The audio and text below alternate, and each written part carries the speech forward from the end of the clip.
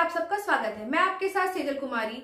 Channel को subscribe करके बने रहिए न्यूज गुरु के साथ। बढ़ते हैं आज की ताजा खबर की। आसनसोल के वन विभाग की टेरिटोरियल रेंज की एक टीम ने कुल्टी पुलिस स्टेशन के जलबलपुर इलाके में एक मैरिज हॉल में छापा मारकर सांबर हिरन के सींग और पेंगोलिन के छिलके पाए, साथ ही 2 लोगों को किया गिरफ्तार। इस संबंध में आसनसोल वन विभाग के टेरिटोरियल रेंज के अधिकारी तमालिका चंद ने बताया कि उन्हें गुप्त सूत्रों से सूचना मिली थी कि आसनसोल के कुल्टी थाना क्षेत्र के जलबलपुर इलाके में गीतांजलि मैरिज हॉल में तस्करी के लिए कुछ लोग ठहरे हुए हैं। उनके पास सांबर के सींग और पेंगोलिन के शल्क है, वो ये चीज तस्करी के लिए लाते हैं। इसी के तहत वन विभाग की टीम ने वहां छापेमारी और वहां सांबर हिरन के 11 सींग और पेंगोलिन के 7 स्केल मिले। 2 लोगों को गिरफ्तार कर लिया गया। गिरफ्तार किए गए दोनों व्यक्तियों की पहचान गणेश प्रसाद और सुकुमार बावरी के रूप में की गई।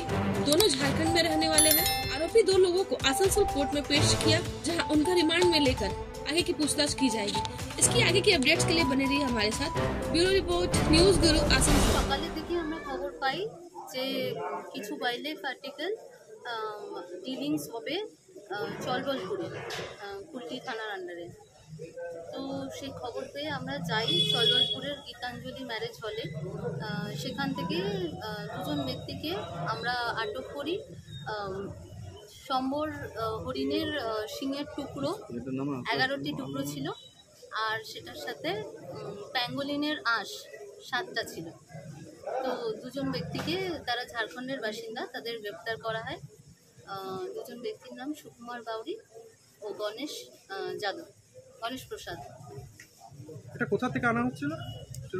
এটা ওদের বাড়ি ঝাড়খণ্ডে। তো সম্ভবত ওরা এখানে কাউকে বিক্রি করতে এনেছিল, সেরকমই আমাদের জেরার পরে ওরা জানায় ওরা বিক্রি করতে এনেছিল। ঝাড়খণ্ডের দিক থেকে এসেছিল এটা? ঝাড়খণ্ডের থেকে এসেছিল।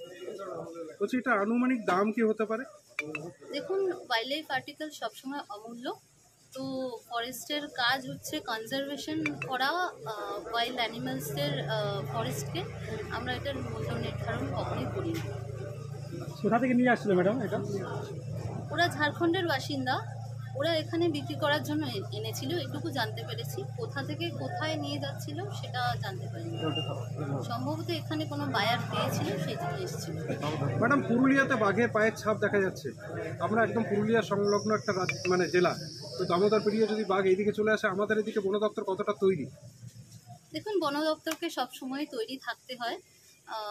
বাকি তো সিচুয়েশনের উপর নির্ভর করবে যে আসলে কতটা কি আমরা কিভাবে ব্যবস্থা নেব, তখন পরিস্থিতি বুঝে আমরা ব্যবস্থা নেব অবশ্যই। আপনার নাম? আমার নাম তমালিকা চন্দ, আমি range officer, Asansol territorial range.